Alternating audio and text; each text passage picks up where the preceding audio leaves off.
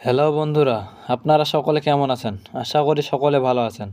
আজকের এই ভিডিওটির মাধ্যমে দেখিয়ে দিব কিভাবে আপনি ফেসবুকে কপিরাইট ভিডিও চেক করবেন এবং সেই ভিডিওটি কিভাবে ডিলিট করবেন।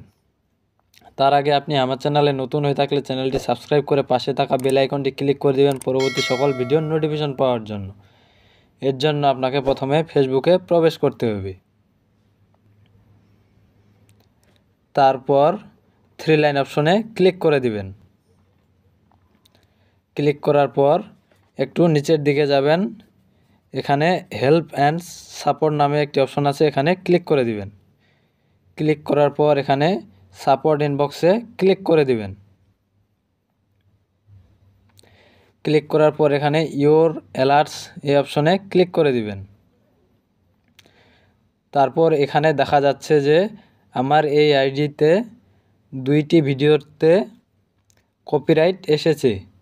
এখন এই ভিডিওগুলো কিভাবে ডিলিট করবেন সেই প্রসেসটি দেখিয়ে দিচ্ছি। এখন এই ভিডিওটি ডিলিট করার জন্য এই ভিডিওটির উপর ক্লিক করব।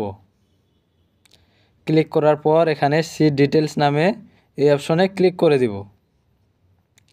তারপর কন্টিনিউ করে দিব।